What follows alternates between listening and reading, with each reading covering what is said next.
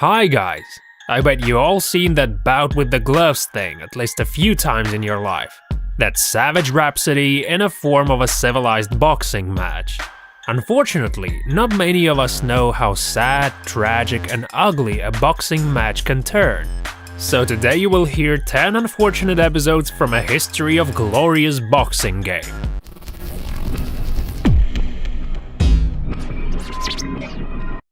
A superstar from South Korea, Kim Duk-koo, is one of the saddest examples in the boxing history of how dangerous and cruel the sport can be. Kim Duk-koo was working very hard throughout his career, and finally he got the chance to meet an absolute champion, Ray Mancini. After a fatal right hook, Kim suffered a severe brain damage and died a few days later. 3 months later, Kim's mother committed a suicide.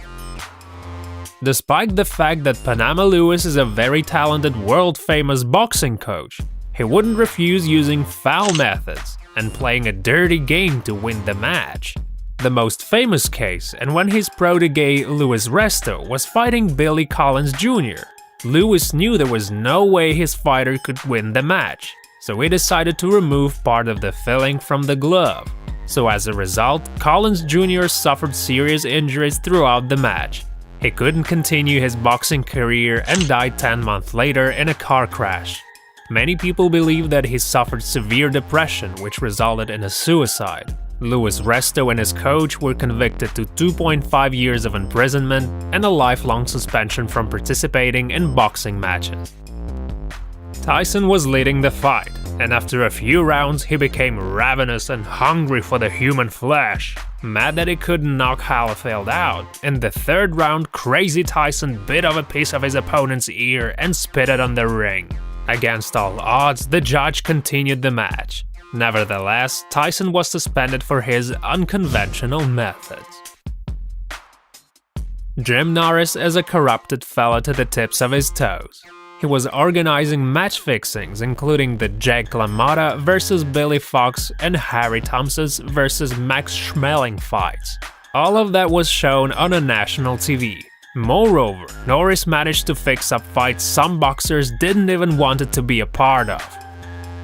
IBF President Bob Lee Sr. The sanctioning body of International Boxing Federation has been convicted of giving a subjective criterion ratings. It became clear when the Federation President Bob Lee Sr. was manipulating the system to award and proclaim champions those boxers whose patrons gave the biggest bribes. Referee Richard Still. It is always fascinating when the top champions go head-to-head. People were very excited when the Olympic champion Meldrick Taylor was up against an undoubted leader Julio César Chavez. Despite the fact that Taylor was dominant most of the match and stood up right after the knockdown, referee Richard Still decided to end the match 2 seconds earlier and proclaimed Chavez the winner. The Nevada Athletic Commission denounced this decision and referee's career was over. Sonny Liston. Back in the 1960s, the name of Sonny Liston was a synonym of corrupted fights. Most famous of all was perhaps the fight against the one and only Muhammad Ali. The footage shows that during the match, Sonny Liston suffered a minor injury. Nevertheless, the judge stopped the fight. Some people suspect that Liston was a part of mafia family. Don King. For as long as 3 decades, Don King was known as the star in the boxing community. Mostly because of the public relations though. But there's also another point of view.